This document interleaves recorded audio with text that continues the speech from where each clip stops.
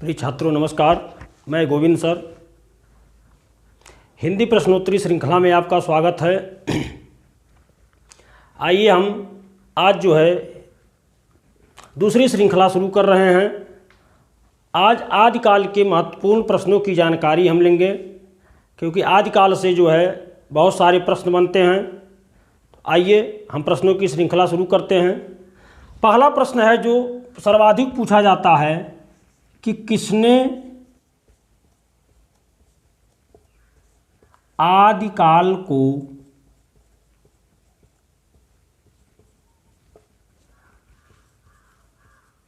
वीरगाथा काल कहा।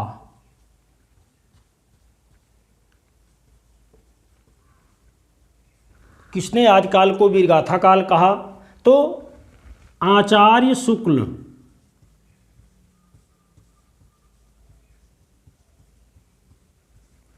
शुक्ल आदिकाल को क्या कहें?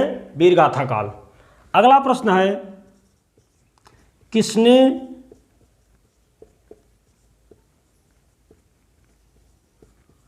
आदिकाल का नाम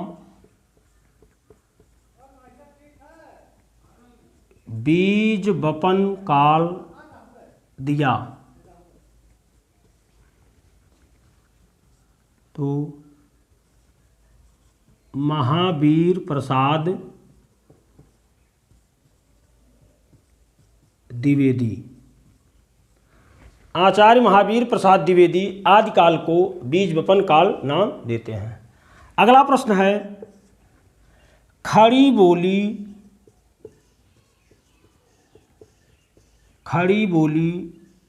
काव्य का प्रथम प्रयोगकर्ता। तो खड़ी बोली काव्य का प्रथम प्रयोगकर्ता अमीर खुसरो।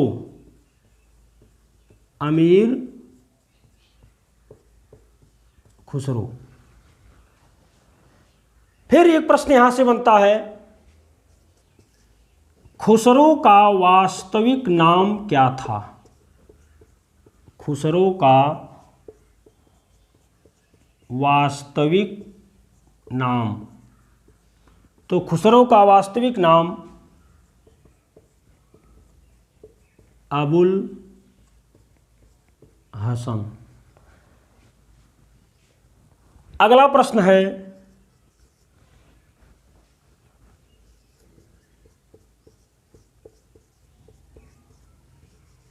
आदिकाल में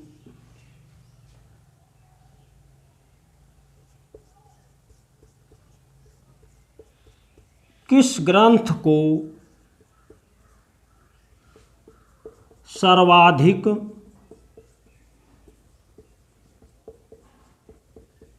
आलोचना का शिकार होना पड़ा?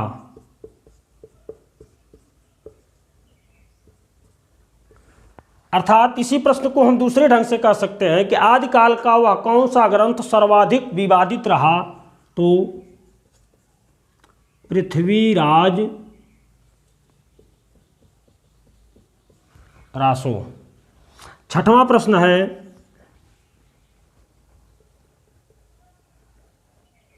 किसने आदिकाल को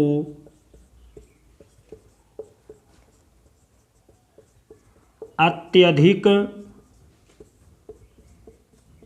विरोधों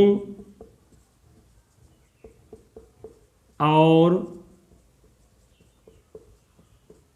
व्याघातों का युग कहा? तो आदिकाल को अत्यधिक विरोधों और व्याघातों का युग हजारी प्रसाद द्विवेदी ने कहा। हजारी प्रसाद द्विवेदी। सातवां प्रश्न है संध्या भाषा का संबंध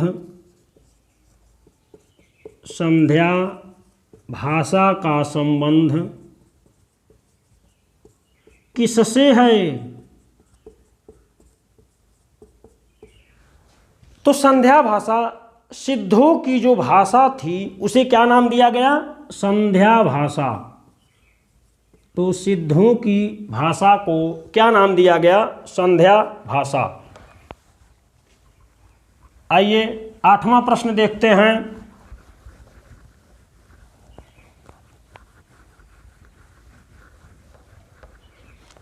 आठवां प्रश्न है,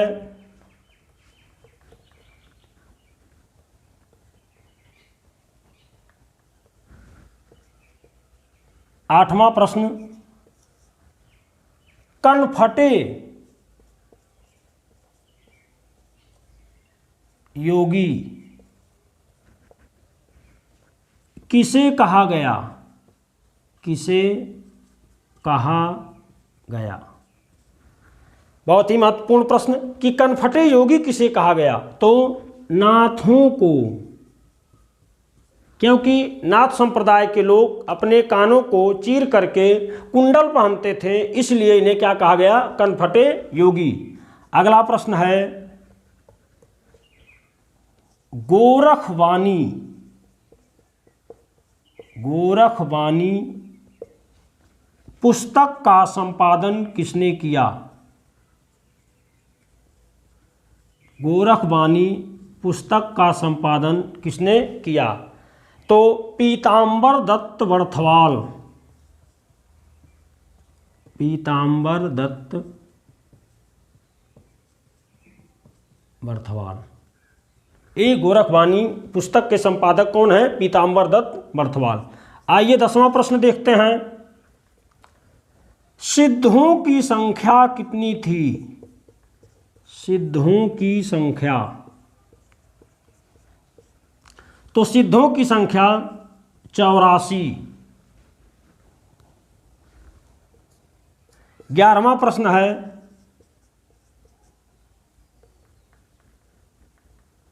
किसने आल्ह खंड लिखा? आल्ह खंड लिखा। आल्ह खंड पुस्तक का ही दूसरा नाम है परमाल रासो, और यह पुस्तक किसकी है? जगनिक की। जगनिक।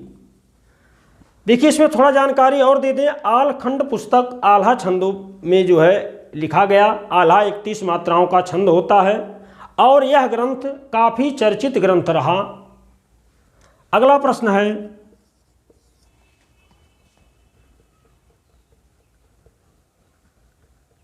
किसने पदावली, पदावली जो कि विद्यापति की रचना है, किसने पदावली की मादकता को नागिन की लहर बताया? तो सूर्यकांत त्रिपाठी निराला। निराला ने पदावली की मादकता को नागिन की लहर बताया। अगला प्रश्न है, 12 बरिस ले कुकुर जिए, 12 बरिस ले कुकुर जिए, पंक्ति किसकी है? ये पूरी पंक्ति है, 12 बरिस ले कुकुर जिए और 13 ले जिए सियार, बरिस 18 छत्री जिए आगे जीवन को धिक्कार। तो 12 बरिस ले कुकुर जिए पंक्ति जगनिक, अर्थात यह पंक्ति आलखंड यानी परमाल रासों से लिया गया है। 14वां प्रश्न है,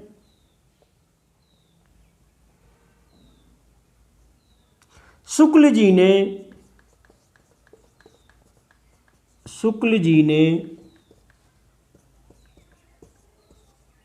सिद्ध नाथ और जैन, शुक्ल जी ने सिद्धनाथ और जैन को किस कोटि में रखा? को किस कोटि में रखा?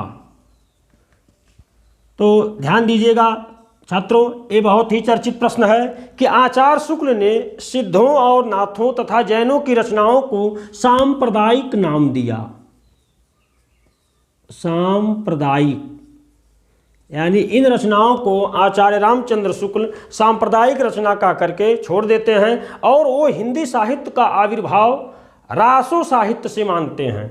आचार्य रामचंद्र शुक्ल रासो साहित्य से हिंदी साहित्य परंपरा की शुरुआत मानते हैं और पृथ्वीराज रासो को पहला ग्रंथ यानी प्रथम महाकाव्य मानते हैं और चंद्रबरदाई को प्रथम महाकवि कहते हैं। ये प्रश्न बहुत ही महत्वपूर्ण है, इस पर ध्यान दीजिएगा।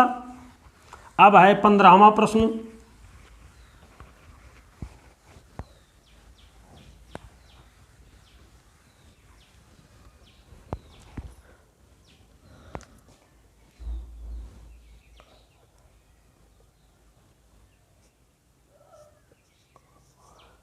आचार्य शुक्ल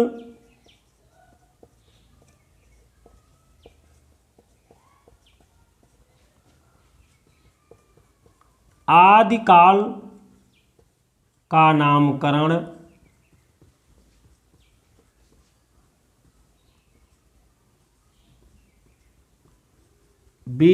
आदिकाल का नामकरण वीरगाथा काल कितने पुस्तकों के आधार पर रखा?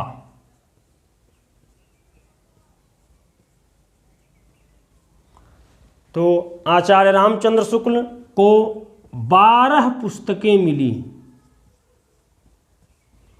12 पुस्तकें। आप देखेंगे इन 12 ग्रंथों में 4 ग्रंथ अपभ्रंश के और 8 ग्रंथ ऐसे मिले जो देश भाषा काव्य के थे और उन 8 ग्रंथों में युद्धों की विशेषताओं या युद्धों का जो है सजीव चित्रण किया गया है। इसलिए आचार्य रामचंद्र शुक्ल आदिकाल का नामकरण क्या रखें? वीरगाथा काल। तो कितने पुस्तकों के आधार पर? 12 पुस्तकों के आधार पर। अगला प्रश्न है, सिद्ध थे तो सिद्ध वज्रयानी थे। वज्रयानी सिद्ध बौद्ध धर्म के वज्रयान शाखा से संबंध रखते थे। अगला प्रश्न है, सिद्धों का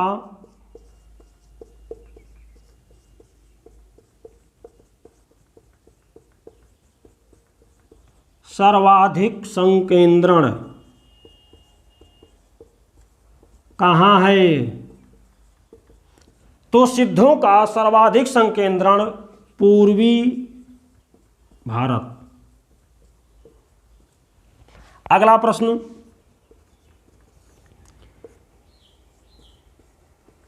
हिंदी की पहली रचना क्या है? तो हिंदी की पहली रचना श्रावकाचार।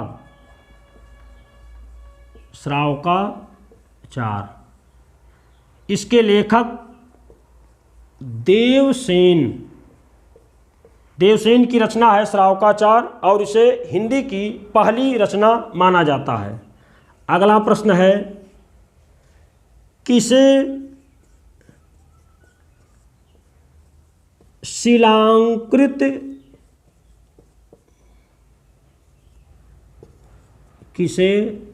शिलांकृत कृति कहा गया? तो आदिकाल की रचना है राउलवेल।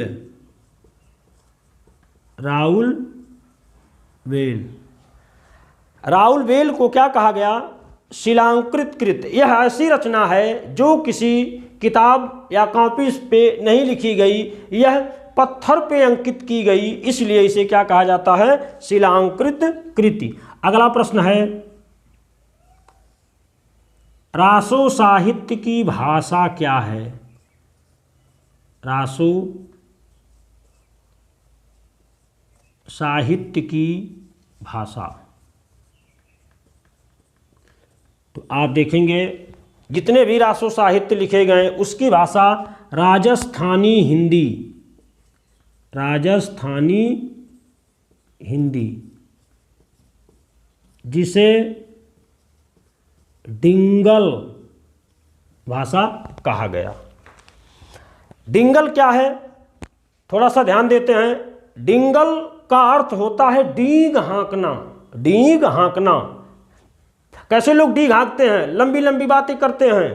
तो इस शैली में क्या होता है कि युद्धों को बढ़ा चढ़ा करके युद्धों का वर्णन किया जाता है, और यही रासो साहित्य की मुख्य भाषा रही, राजस्थानी हिंदी।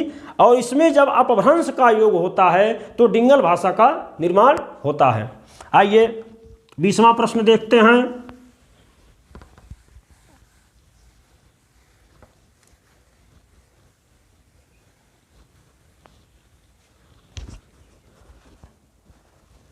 बहुत ही चर्चित प्रश्न है।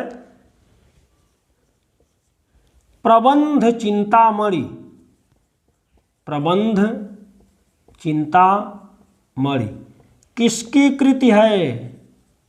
प्रबंध चिंतामणि, तो इसके लेखक हैं मेरुतुंग, मेरुतुंग लेखक हैं और उन्होंने ग्रंथ लिखा प्रबंध चिंतामणि। 21वां प्रश्न है।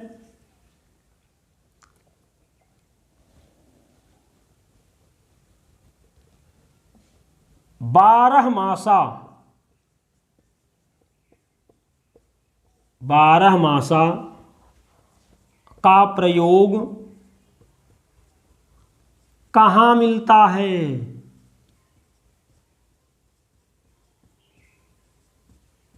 तो बारहमासा का प्रयोग वियोग श्रृंगार, अर्थात जहाँ पर वियोग श्रृंगार का वर्णन किया जाता है वहाँ पे बारहमासा का प्रयोग होता है। अगला प्रश्न,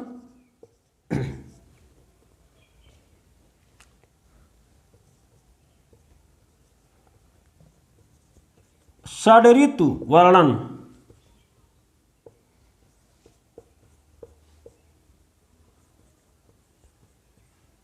कहाँ मिलता है? तो संयोग श्रृंगार, जब संयोग श्रृंगार का क्षण होता है या संयोग श्रृंगार में जो रचनाएं की जाती हैं वहाँ षड्ऋतु वर्णन का प्रयोग मिलता है। अगला प्रश्न है। पौमचर्यु किसने लिखा? पौमचर्यु किसने लिखा? तो इसके लेखक हैं स्वयंभू। 24वां प्रश्न है। किस ग्रंथ को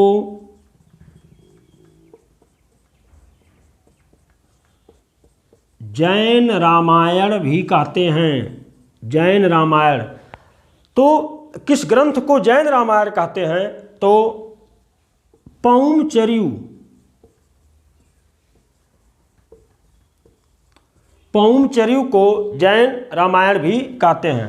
25वां प्रश्न है।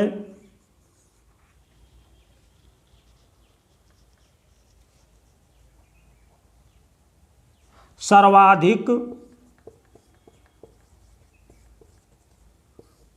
चरित काव्य, सर्वाधिक चरित काव्य कहाँ मिलते हैं?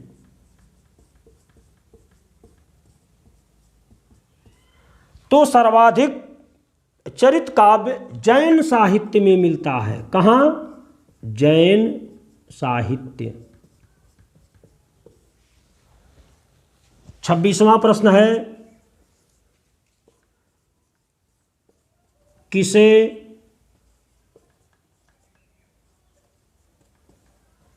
अपभ्रंश का वाल्मीकि कहा गया? किसे अपभ्रंश का वाल्मीकि कहा गया? तो स्वयंभू को, स्वयंभू को अपभ्रंश का वाल्मीकि कहा गया। आइए 27वां प्रश्न देखते हैं।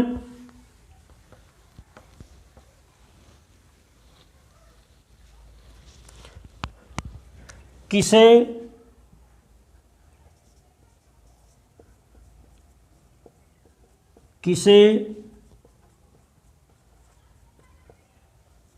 अपभ्रंश का भवभूति कहा गया? तो अपभ्रंश का भवभूत पुष्पदंत को,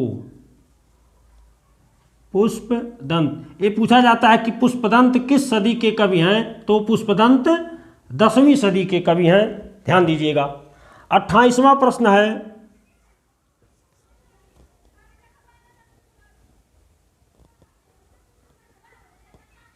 खुमाण रासो किसकी कृति है? खुमाण रासो, तो खुमाण रासो के रचयिता दलपति विजय।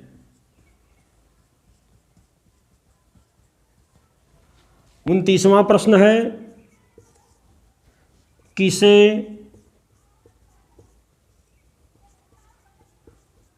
कवि कंठहार या अभिनव जयदेव तथा कवि रंजन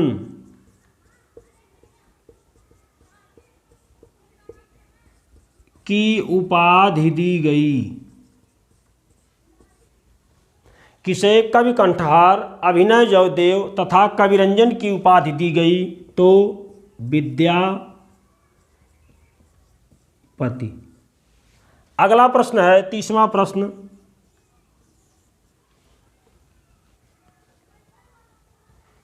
किसने आदिकाल में खड़ी बोली में पहेलियां और मुकरियां लिखा?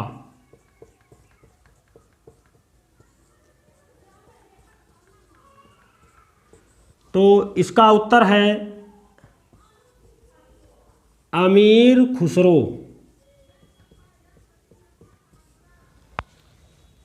तो प्यारे बच्चों, ये था आज आदिकाल से संबंधित 30 महत्वपूर्ण प्रश्न। अगर आपको ये प्रश्नों की श्रृंखला अच्छी लगी हो तो आप हमारे channel Kesari Hindi research centre को लाइक और सब्सक्राइब करें। नमस्कार।